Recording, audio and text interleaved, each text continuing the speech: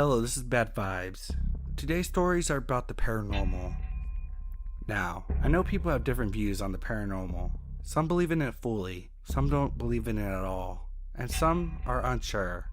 Either way, I hope you enjoy these stories. Reading one story in the video, which happens to be a long one, is my good friend Lighthouse Horror. If you enjoy his narrations, please drop him a sub and check out his channel. So sit back, relax, and enjoy.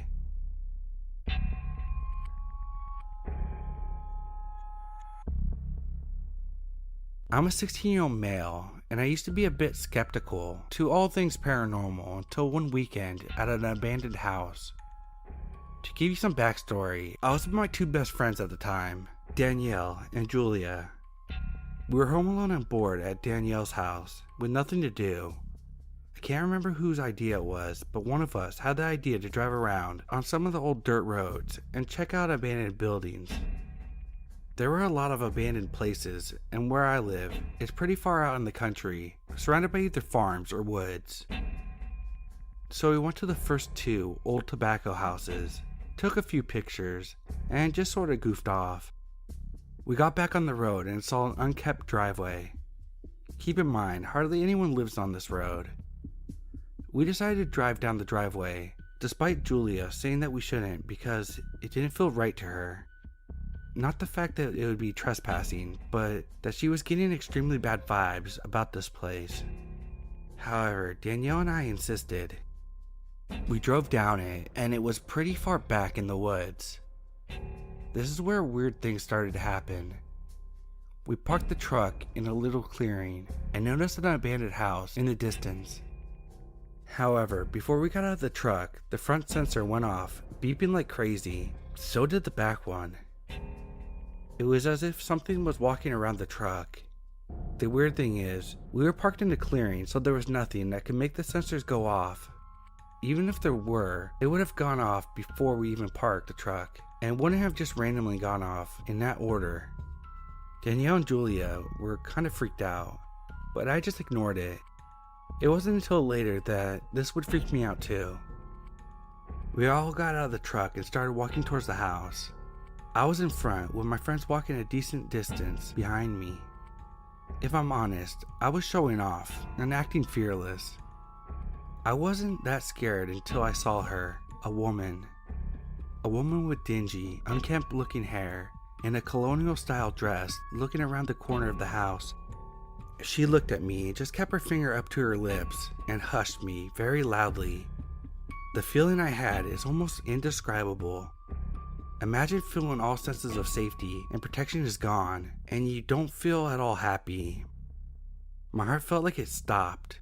I started crying. I was so scared. I knew she wasn't human. I don't know how, I just knew. I turned around to my friends and screamed, "Run!" and started sprinting back to the truck. My phone flew out of my pocket about halfway back to the truck. My friend Julia told me that this had happened, and I told her just leave it. Now if you know me, you know that if I'm ditching my phone, I'm serious. Julia and Danielle got back to the truck. We tried to open it, but it was locked. Danielle reached for the keys, but they were gone, and so was Julia's phone. It was as if whatever this thing was trying to keep us there. Danielle ran back to pick up Julia's and my phone and found our keys. We got in the truck and floored it out of there, back to Danielle's house. You might think that it's just coincidental that we dropped our things, but the thing is, our phones and Danielle's keys were deep in our pockets, and it didn't make much sense for them to fall out on their own like that. Later at the house, we were all talking about the entire situation, and I was explaining what I had seen. My friends didn't even hear the shush, nor did they see the woman. I was so afraid that they didn't believe me, but Julia reassured me that the look on my face and tears were proof enough to her to run as well. We later found out that there had been a few sightings of a ghost on that road by workers at the Fort Pickett, a military facility nearby.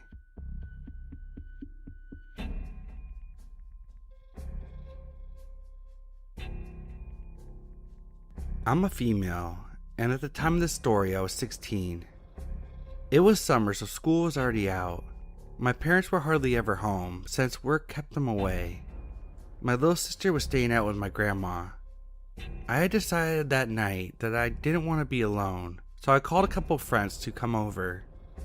While I was waiting for them to get there, I had gone up to my room. As I walked in, I got a really bad feeling in the pit of my stomach, and it felt as if I was being watched. Now, mind you, I was completely alone in the house upstairs on the second floor. I brushed it off, thinking it was just my imagination. I walked into my own bathroom to find all my hair products and jewelry on the floor, and the window was wide open. That was when I started to panic. My first thought was that we had an intruder, and I ran to get my dad's rifle in the closet. I kept it by me while I hid in the living room behind our couch. After about an hour passed, I started telling myself that I had just forgot to close my window and the wind knocked over my stuff on my counter. There was a knock on my door, and a wave of relief rushed over me. I ran to the door and opened it, only to find no one there. I slammed the door shut and started panicking again. Were some jerks messing with me, or was it something else? I didn't want to find out. At the time I was thinking, where the hell were my friends? Just when I took my phone, I heard a faint laugh come from inside my room. I sat and listened for a moment. It sounded like a little girl's laughter. Of course, that just freaked me the fuck out more. In the movies I watched, that usually means get out of there, and fast. But the laughing abruptly stopped. I was so scared I didn't know what to do. Just when I thought it was over, a huge bang came from the kitchen.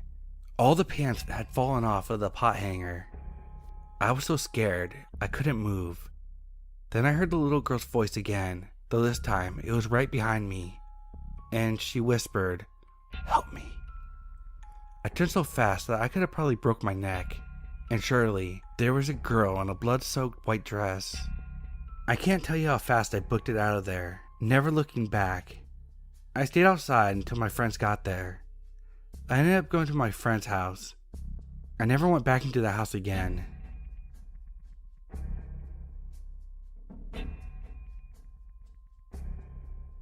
This happened just yesterday, so it's fresh in my mind. I'm not quite sure what to think of it, because it was just so bizarre and unbelievable. I might have just been sleep deprived. So last night, maybe at 11 p.m., I was walking around my block. My town is relatively safe, so I didn't feel in danger. Plus, it was a pretty night. I had been walking around for 5 minutes when a pale woman with blonde hair caught my eye from across the street. She was about my height and looked around my age too. I didn't actually pay attention to her after I first noticed her. I circled the block again, and she was on the same street, a couple feet in front of me. She was standing on the curb, staring at cars passing by. It was a main road, so even that late, people were still driving on it. I said hello to her, and she turned and gazed at me. I couldn't see her face super well, but from what I think I saw, she had no pupils or color in her eyes. She just stared at me. After a while, I asked if she was okay. She didn't respond again and simply pointed to the road. I was really confused and didn't understand. Right as a red car started coming down the road, she stepped into the road. The car slammed into her, and it was a bloody mess. The driver immediately stopped and jumped out. It was a man in his mid-20s. We both spoke about it, freaking out. He called the police, and I went around the car to see the state of the girl. Once I circled around the car, she was gone. Not gone as in dead. Gone as in she wasn't there. The blood on the road was gone too, but not gone from his car. After the police arrived, they concluded that it was a big hoax from a kid who doesn't know what they are talking about, and some guy who went along with it. A sample of the blood of the car was taken and found out to be paint. I'm still not sure what happened. I'm still not sure if what happened was real. It felt so real, but I don't believe in the paranormal. I don't know what it was. If it was a dream or if it was real, but I remember it like it was real. I feel like I can't leave the house now. I don't understand anything now, and I feel like I'm going crazy. Has anyone ever experienced something like this?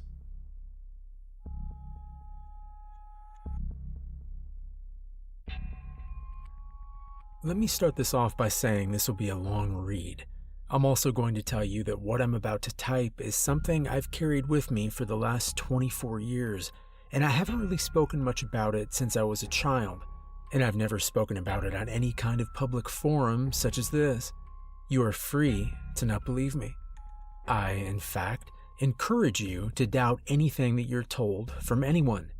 I'm typing this message because as I've gotten older and I've spent over 2 decades developing a life, to the best of my ability, I've carried an immense weight on my shoulders that neither therapist nor psychiatrist treat as anything other than a method of repressing memories at best and the delusions of a lunatic at worst.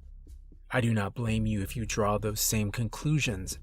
I'm typing this in what I believe has become the most publicly traded speaking place on the internet for the sole purpose of attempting to drop the weight I've carried and move on with my life. This is more of a personal cleanse than an attempt at intrigue. And if no one reads this message and it becomes buried amongst the innumerable posts on Reddit, I will have at least gotten it off my chest. I am not from here. And by here, I don't mean where I currently live. I mean where any of us live. Anyone reading this right now. It's now a few days after my 30th birthday, and this time of year always strikes me because I started kindergarten on my birthday when I turned 5. I thought at the time everyone did that. You turn 5, and when you turn 5, you go to school. I didn't realize my birthday just happened to coincide with the first day of school. And a little over 1 year later, in about 2 weeks' time, it will have been 24 years to the day that my entire world vanished. I was born in San Diego and lived in a poor suburb of San Diego as a child. I lived at an apartment complex called Lemon Vine Apartments that were a bit slummier version of the Lemon Vine Apartments found in Lemon Grove, a suburb of San Diego. My parents were divorced, but friendly. My mother was young when she had me, and she was beautiful. She was in her early 20s and was aspiring to be a model and would regularly take trips to LA to do photo shoots. She did glamour modeling for magazines. She had a darker skin tone, being 1/4 Indian not native, and it gave her an exotic look. My favorite picture of her as a child was her modeling a luxurious wedding dress for a bridal company. I used to sleep with that picture when she would go to LA, and I would stay with my dad, who worked for the city of San Diego. They shared custody pretty evenly, and we even did Christmas together as a family, even though they had split when I was still a baby. My dad, his girlfriend, my mom, who was single, and me. Maybe things weren't as good between them as I remember, but I was 6. So if there was drama behind the scenes, they did a good job of hiding it from me. On September 17th, 1996, I was staying with my dad's parents in Riverside, California. They had a small farm where they raised chickens, pigs, and goats. No horses or sheep or anything. But my grandma had several pet ducks that would eat seed from your hand, fly away and return every year like clockwork. My dad had to work at night for a week, and my mom was in LA, so I stayed with my grandparents. Schools back then were pretty cool with this kind of thing, and I was sent home with the sorts of nonsense assignments you'd expect of a first grader who'd just gone back to school after summer break ended. The 17th was the 3rd day I was staying with my grandparents, and my grandpa had told me to be careful outside because he'd seen a rattlesnake and wasn't sure where it went. So, since no one knew where the mystery snake had gotten off to, 6-year-old me decided to go hunting for it. In hindsight, letting a 6-year-old go looking around a farm for a rattlesnake was probably not in the Parenting 101 handbook, but it was the 90s, and I guess they didn't actually expect me to find it. There were woods on the property, but I wasn't allowed to go in there, so they probably figured that's where the snake had gotten off to. I spent all day outside playing jungle exploration on the farm, trying to track down this rattlesnake. And much to my excitement, when I decided to open the well house, which for those who don't have one looks kind of like one of those green electrical boxes on the side of the road, there it was. curled up, rattling away. I immediately slammed the door shut and ran to my grandparents' house to tell them I'd found it. Now, this might be my 6-year-old memory exaggerating, but I'm pretty sure that snake was at least 900 feet long, give or take. I found it though. I was excited to tell my grandpa I found the snake so he could do what he did and go out and shoot the thing. I ran in the back door of the house, which led you into the laundry room and through the kitchen. I paid no mind to anything until I turned left and entered the living room, expecting to see my grandparents, my uncle, and the neighbor couple all sat in the living room where I'd left them. Except they weren't there, and it wasn't the same living room anymore. The furniture was completely wrong. The hard and memorably uncomfortable hardwood furniture my grandpa loved so much was gone. The coffee table he made out of a tree stump was gone, replaced by fluffy grandma-looking furniture. A 3-person sofa with a floral design on it, the TV was in the wrong place, and newer than my grandpa's old sit-on-the-ground cabinet TV. The hardwood paneling on the walls was gone, or at least covered by blue wallpaper. The hardwood floor was a shaggy off-white carpet. The pictures of my dad, my uncle, me, and my grandparents were gone from the walls, replaced by paintings and pictures of people I didn't know. As confused as I was by this, I was more confused by everyone being missing. In my 6-year-old brain, I accepted that they may have completely rearranged the house while I spent the day looking for a snake, but I didn't believe at all that they'd all just leave me alone. And I didn't see anyone leave. I didn't see the cars go down the road. So I walked out the front door, which was attached to the living room, as they usually are, and thought maybe they'd gone to the chickens or the pigs. Both should have been visible from the front porch, but the chicken coop was gone, and the pig pen had lost its fencing, and there were no pigs to be found. At this point, I was beyond confused, and I was getting very scared. I didn't want to be alone, and I didn't see anyone. Even though they lived on a small farm, the neighbors that had been visiting lived just across the dirt road, so I ran down our own dirt driveway and across the road to their house, assuming that must have been where they went. I remember getting more and more scared as I ran to their house, and I remember starting to cry when their house was the wrong color. It wasn't the faded yellow house it used to be. It wasn't even the right house anymore. Nevertheless, I banged on the door. I remember that at this point I was crying quite profusely because I didn't understand what was happening, and I kept wiping my face, which covered it in dirt after having been digging around under stumps and logs for snakes all day. When the door opened, and a woman in her late 40s to early 50s answered, and I'd never seen her before, I just started bawling uncontrollably. Everything after this point is largely a blur because nothing was right. I knew where I lived. I knew where I went to school. I knew where my grandparents lived.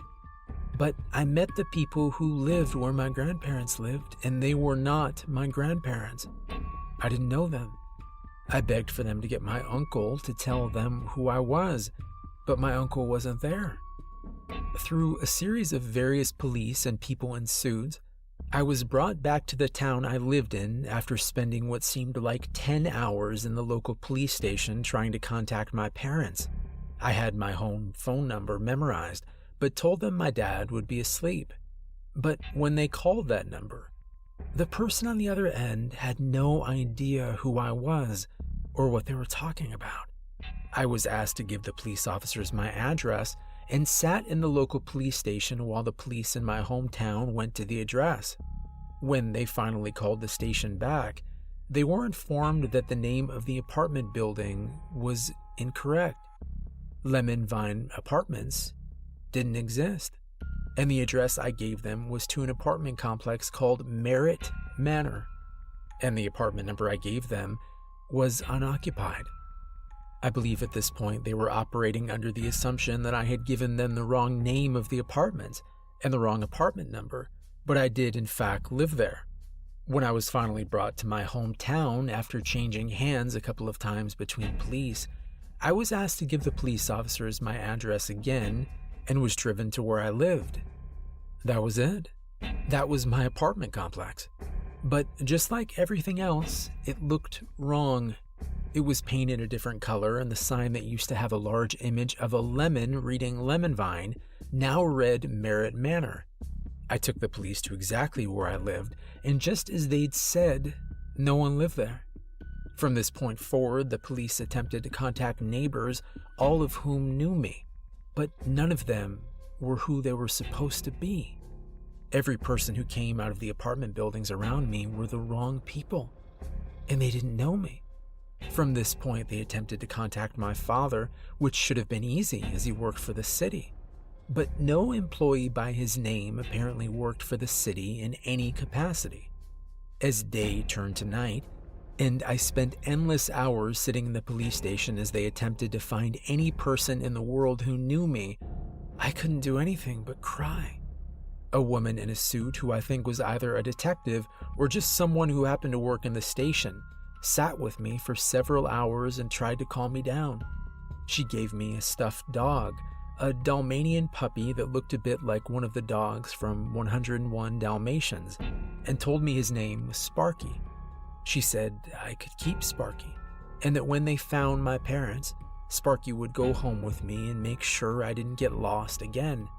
She said he was a good dog, and he'd protect me if I took care of it. During this time, they attempted my school. I told them I went to Shawnee Elementary. It was easy to find, really close to where I lived. But a school by such a name, you guessed it, did not exist. My school was now apparently called Anza Elementary. At one point, I was asked if the police had ever taken my fingerprints, and they had. In kindergarten, my entire class had our fingerprints taken by the police at the school gym for basically exactly this reason. Unsurprisingly, this did not help at all. They couldn't find my parents, my grandparents, my neighbors, my apartment, or even me. They couldn't even find me. I was too young to remember what my social security number was, but I severely doubt it mattered. They asked my birthday and any relevant information that could help them figure out who I was and where I belonged, but nothing I told them turned up any information about me. At some point during the day, I was briefly taken to the ER as the police suspected I may have sustained some kind of head injury. After being looked over by a doctor, they found nothing wrong with me, and I was sent back to the police station. I ended up staying with someone that night, and I'm not entirely sure who it was. Someone from Child Services, I imagine. I couldn't stop crying long enough to really focus on what was happening after this point. I'd cried myself to sleep several times in the police station and cried myself to sleep again at the house I stayed at that night, despite the woman who I was staying with, not the same woman who gave me Sparky, doing everything in her power to calm me. I clung to Sparky so hard, I'm surprised I never popped his head off. I didn't have my picture of my mom. I didn't know what was going on, and no one could find where I belonged. This didn't make sense to me. I was only 6 and just barely. I lived where I lived, and my parents were my parents, and my school was my school. They didn't just all disappear one day. In between fits of crying and waking up, I begged to go home. I begged for the lady I was staying with to try and call my dad again. I just kept begging to go home. Over the next few days, I was interrogated and questioned by different people at different times, at different places, at all hours of the day. Police, investigators, people from departments I still don't know, child psychologists, everyone under the sun was asking me questions. I was back and forth between the police station and the house I was staying at, until eventually someone told me that they thought they'd located my parents and they were coming to get me. Finally, I was going home. Finally, this was over. Finally, I could get away from all these strange people asking me the same questions over and over again. When the couple showed up to the police station, my heart fell into my feet, as they were not my parents. but they'd had a son that had gone missing, and I fit his description pretty closely. The woman started crying when she saw me, because she immediately knew I wasn't her missing son, but I was out of tears to cry at this point. Eventually, I was collected by Child Services, and I was taken to a foster family where I stayed for a few months. The police launched a campaign asking for anyone to come forward with information about me. They took my picture at the police station for the newspapers. I never let go of Sparky for even a second. They didn't want me to hold him in the photo because I didn't have him when I arrived, but I needed him, and would throw an immense tantrum when someone tried to take him away. They had me put back on the clothes I was wearing when they found me, but they'd since given me new clothes to wear. In those months I spent at the foster home, parents of missing children would come to the house to see if I was their child. I didn't realize this was what was happening until I was older and looked back on it. They didn't just pull me out and say, "Is this your kid?" They were a bit more subtle about it. The parents would come to meet me, and upon realizing I was not their missing child, they'd often leave in tears. Looking back at all these families that came to see me in desperation, that they were going to have their child back, I feel so horrible for them. It's a feeling I can't really explain, like a type of guilt. Like I wish I had been their child so they could have me back and know that they were safe. Most of those people probably never saw their child again, but I try and imagine that all of them were reunited, even though I know that isn't likely. This guilt was one of the things that kept me in therapy as an adult, but like I said, no therapist has ever bought my story or believed what I've said.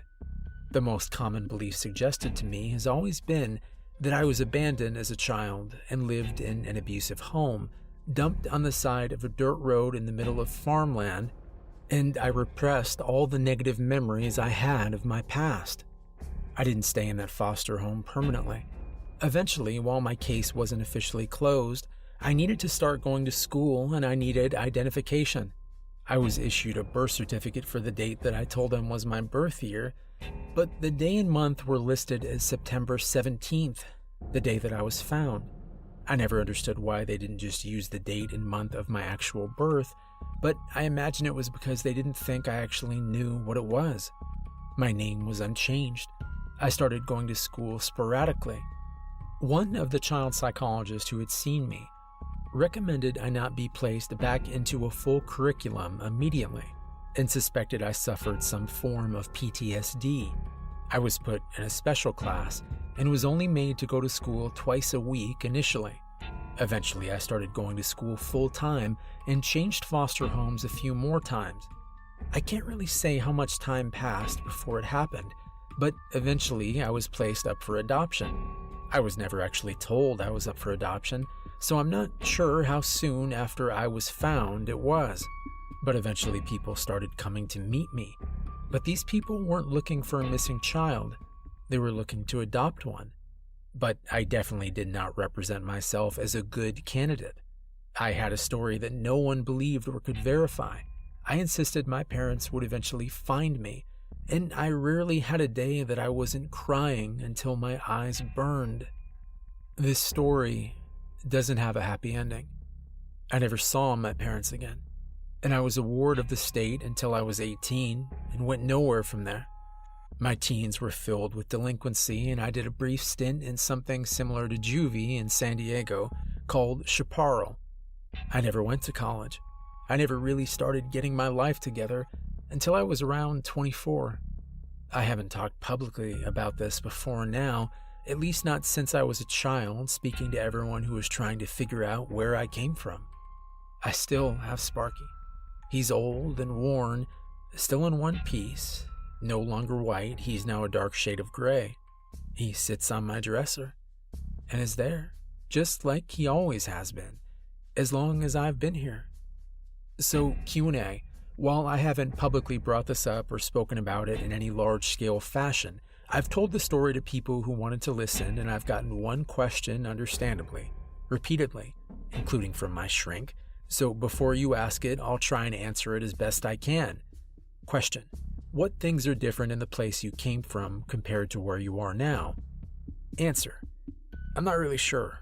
I've been asked about countries, states, laws, planets, languages, you name it. The fact is, I don't really know. I was 6. The continents could have been completely different, and I'd have no idea. I wasn't particularly bright either. I mean, I was hunting for rattlesnakes. I also thought California was a country. I can say the President of the United States was not Bill Clinton. I can't remember exactly what his name was, but we had to learn it in kindergarten. I think it was Robert something or other. I want to say Robert Wilmer, but don't quote me on that. Anyway, that's my story. I doubt anyone will read this, and it will likely be buried 10 pages deep in 15 minutes, but now it's off my chest, in the open, and I can go to sleep with hopefully a little bit of weight off. Edit. I genuinely didn't think this post would be noticed at all, so I went to bed after I posted it and haven't checked it until now. When I get off work tonight, I'll try and answer everyone's questions to the best of my ability. Double edit. This post has garnered way more attention than I ever expected. At the time of this edit, there are well over 300 comments and nearly 1,000 upvotes, and my inbox is full of messages. I'm trying to respond to everyone's questions as best I can manage or am able, but it's currently very late and I will have to sleep soon, and then I'll return to replying after work tomorrow. I thank everyone for their support, and to the people that don't believe my story, you have the right and every reason to hold that belief. As people have begun investigating this, I am asking that if you find reports from the 90s of my story online, to please not post them publicly. I have a family now, and I don't want them to be harassed or accosted. Please feel free to privately message me. The inbox works best. I'm still trying to figure out the messenger system, and I'll respond to any questions you might have as quickly as I possibly can.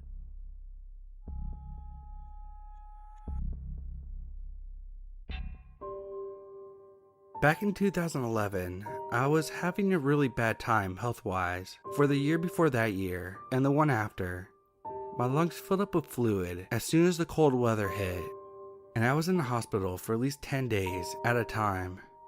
2011 was the worst. For reasons yet unknown to me, the specialist in charge of my care incorrectly diagnosed me with tuberculosis and gave me drugs that would either kill or cure me. It nearly killed me. It reacted poorly with my diabetes, and my lung specialist was a douchebag who didn't care that I was throwing up for 3 straight days. I almost died from ketoacidosis, and I was in the ICU for 3 days, in the hospital for 13.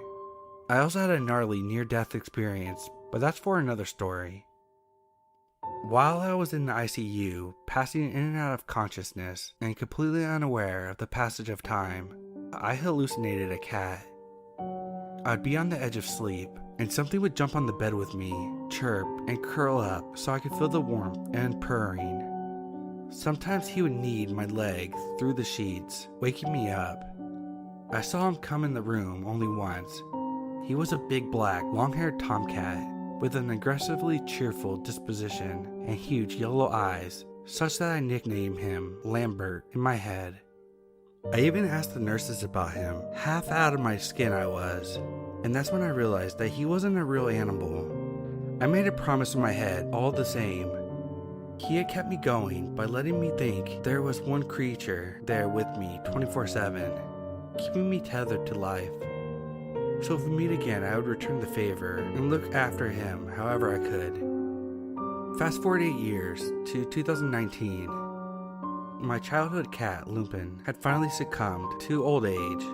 She was born in 2000, and to try to deal with the grief, I was Facebook scrolling through local cat sanctuaries and rescues, and who should I see but a kitten who was the same exact match to the hallucination, spirit, dream, whatever that kept me wanting to stay alive back then.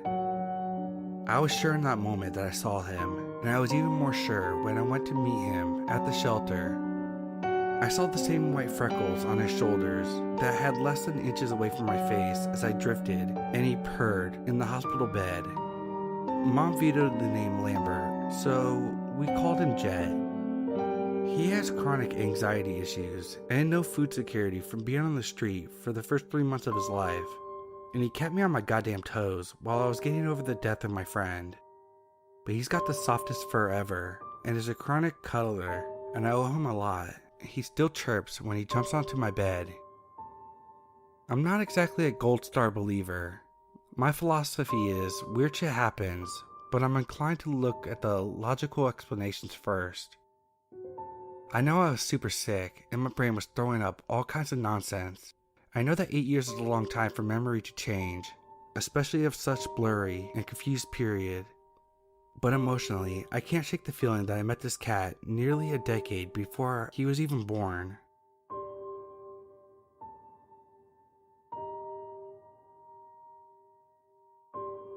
I ghost hunt at the Mansfield Reformatory in Mansfield, Ohio a lot.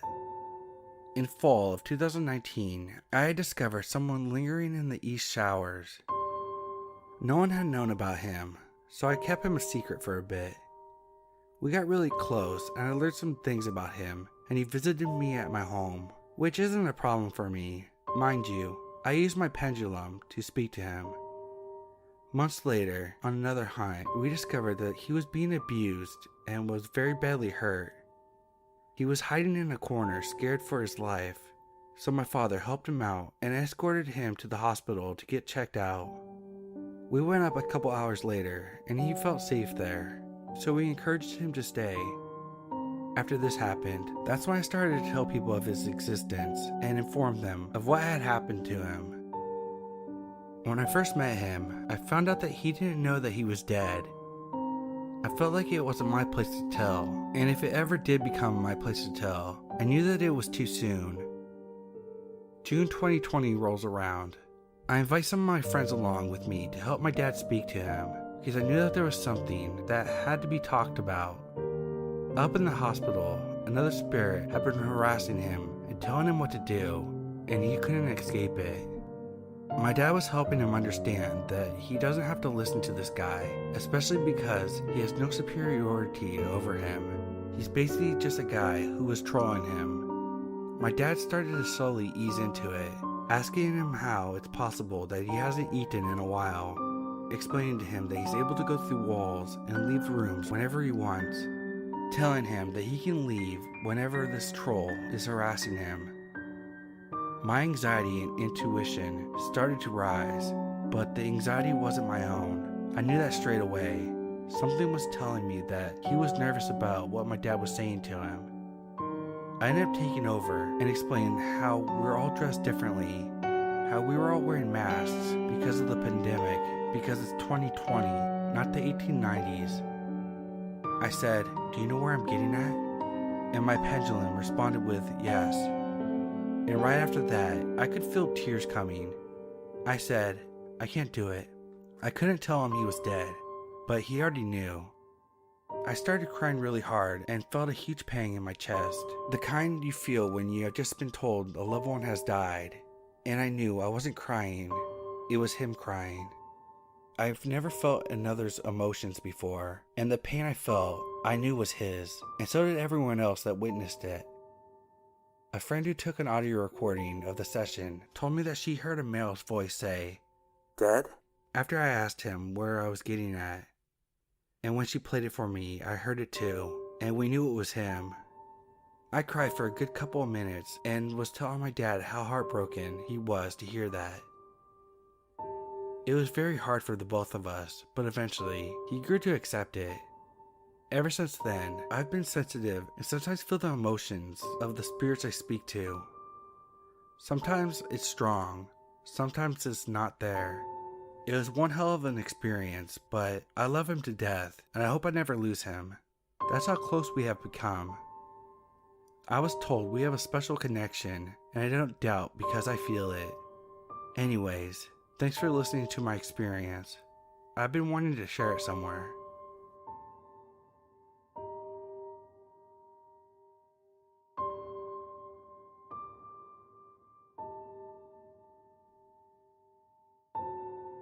So I've never really talked about this, but it all started 3 years ago when I was talking to this girl for a little bit. Her name was Natalie. She lived in an older house and had the entire basement to herself. I remember her saying things like how her house was haunted. I didn't really believe her until this one night. So me and my friend Nick are spending the night at her house, and I remember my friend laying down on the couch at like 9:30, and he was just staring blankly at the wall. I didn't think anything was wrong, and I thought he was just messing around, so I started calling his name. Yo, Nick. Nick. Nick. Nothing I said could get a response from him. Meanwhile, I was across the room, and Natalie was sitting on her bed. After about a minute of him just staring blankly, he jumps off the couch and says, "I don't mess with that. I don't mess with that." Freaking out, and Natalie started laughing. It didn't really dawn on me until later that I think she knew what was happening. Anyways, I started laughing too, thinking it was a joke. About 5 minutes pass, and he calms down and sits back on the couch. This is where things get a little creepy and interesting. She had a screen door in her room that opened outside. I specifically remember as soon as I took 2 steps out of her room, every single light in her room, including outlets, all blew out and it was pitch black. It got really creepy for a second. We tried everything, and the only thing in her room that would work was the lamp next to the couch, right next to Nick's head. Anyways, this was all kind of new to me, and I didn't really know what to think about the situation.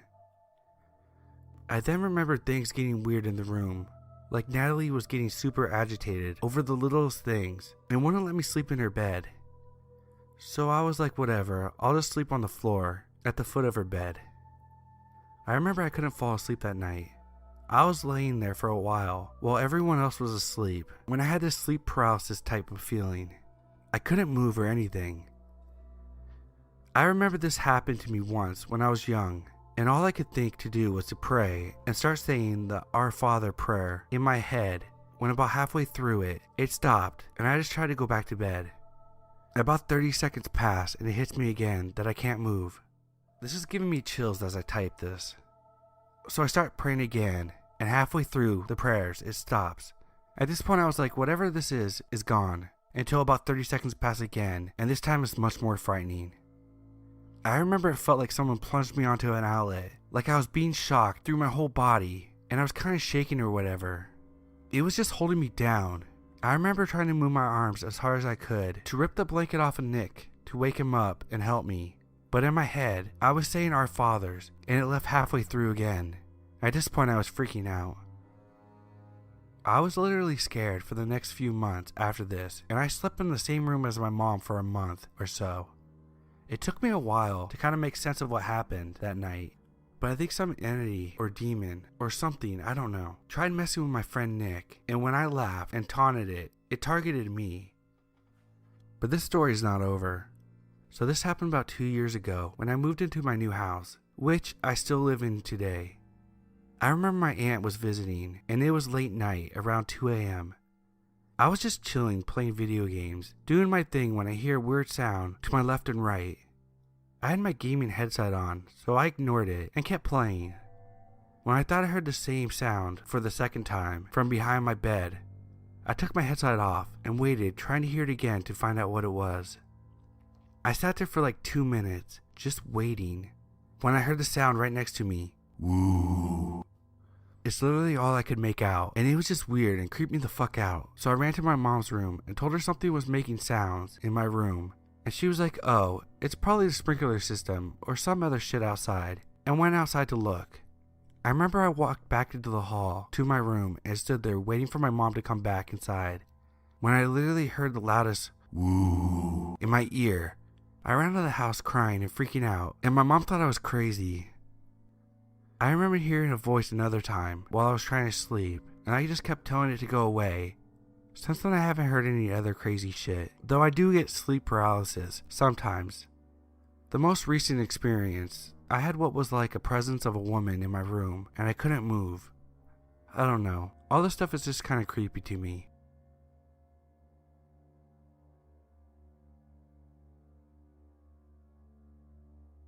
When I was younger in the 60s, we lived in an old house built before the Civil War. It was up in Oldham County, Kentucky, in an area known as the Devil's Backbone, on Dawkins Road. I was around 12 years old and had an encounter I would never forget. One night, I was unable to sleep, and I was laying on my side when I got this very uncomfortable feeling. I turned on my back and saw a young man with dark hair and a mustache staring at me from the foot of my bed. He was wearing clothing from the 1800s. I looked at him for a while before I lost my nerve and ducked under the covers. When I looked back up, he was gone. Several weeks later, I was upstairs in my brother's room, and I was home alone. Suddenly, someone loudly ran up the stairs to the door. I opened it, only to find a cold breeze. I left the house until everyone else came home. Sometime later, I was in town with my dad. We met an old man that said he lived in the house when he was a boy. He said the house was haunted, and that a young musician hung himself from the second-story window, which was my brother's room.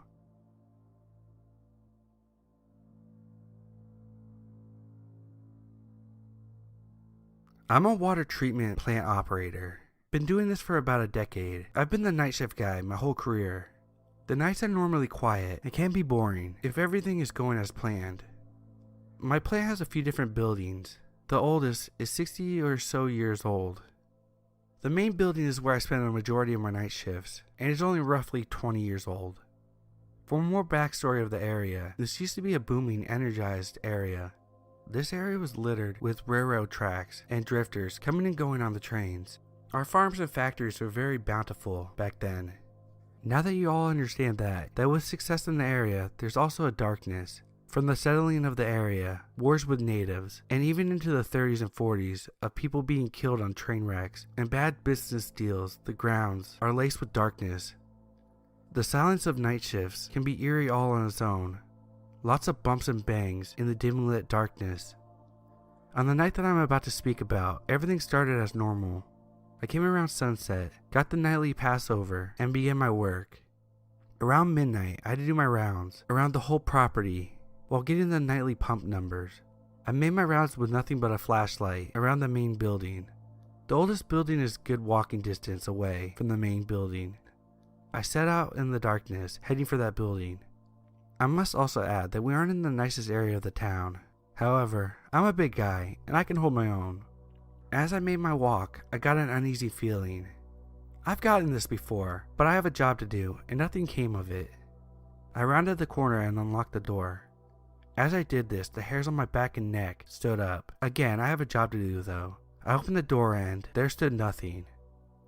I walked in and proceeded to get my numbers. As I turned to shut the door, I looked down the hallway to see a woman in pure white looking at me through the other door. I almost jumped out of my boots and pissed myself a little. As I came back to reality, I once again made eye contact with this entity. As soon as I met her gaze, everything in me said, "Hey, your life is in danger, buddy." Her face was distorted and started to shift around. I was now frozen as she shifted into what looked like an Indian warrior. His eyes were glowing. As I got to my feet, he shifted into a huge wolf creature. The growls were chilling to say the least. It snarled, then ran towards me. I didn't even have time to shut the door. I ran as fast as I could, screaming bloody murder. I felt as if it was trying to bite my backside. It got a hold of my pant leg and tore it to shreds. I stumbled and rolled, but somehow managed to get back on my feet. I darted to the main building, and as I shut the door, I heard a loud thud on the other side. I locked the doors and cowered inside. I could hear the thing growling and scratching at the walls. I got the courage to look out the window, just to end up face to face with the white lady again. I called the police and had them sit with me until the sun came up. No one else has ever seen the white lady since. It's still quite freaky, but I had a job to do.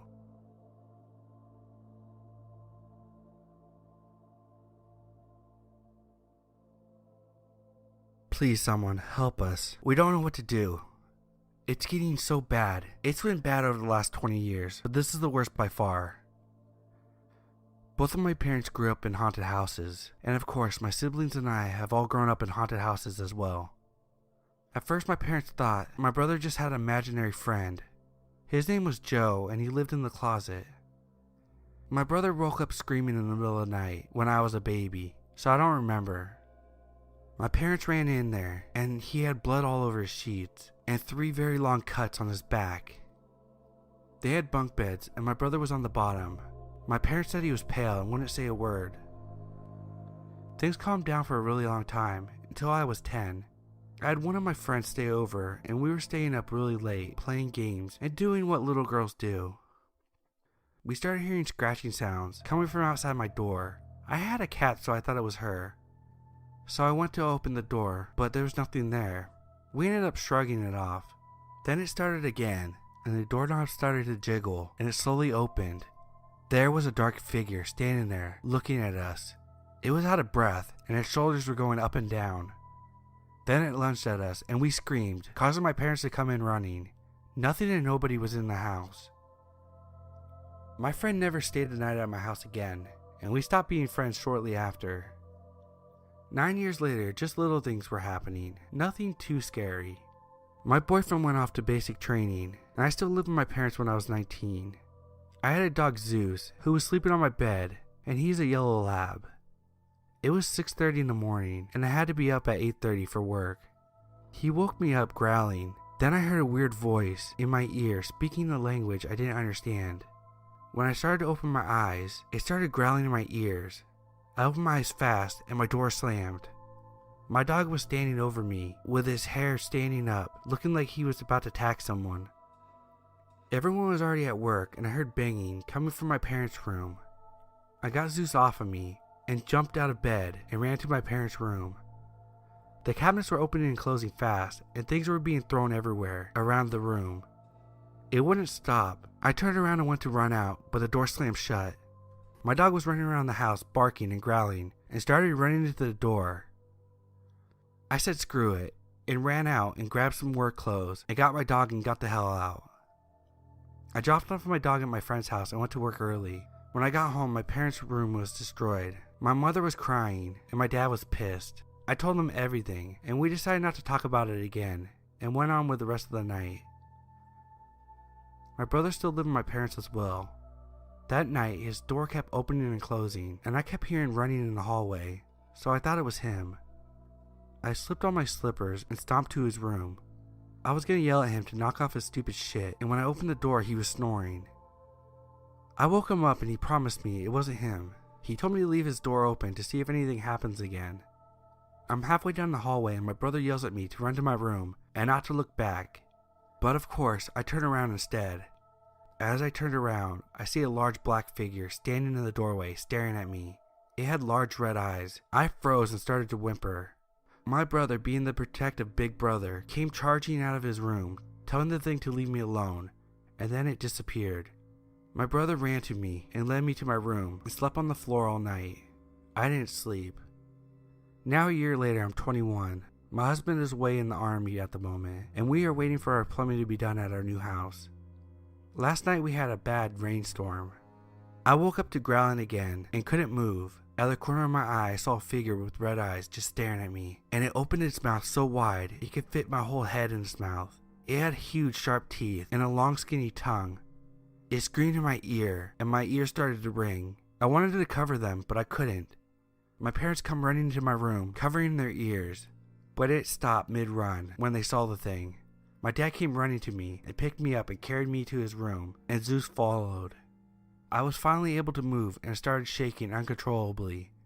My brother still lives there, as well as his girlfriend.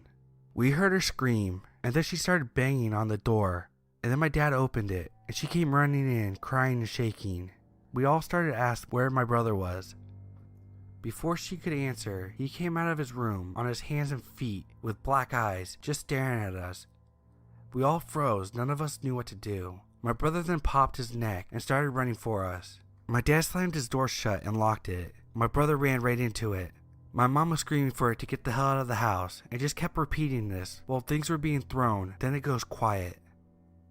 My dad opens the door and my brother was passed out on the floor with his nose bleeding. When my brother woke up, we told him everything. He didn't remember a thing, but remembers hearing screaming, and then it all went black. Nobody slept last night, and we all called in and are trying to figure this out. Now it's the next night, and it's 11 o'clock. We are hearing growling and scratching through the entire house. We can't do this again. Please help. I will keep you updated as soon as I can. Thank you.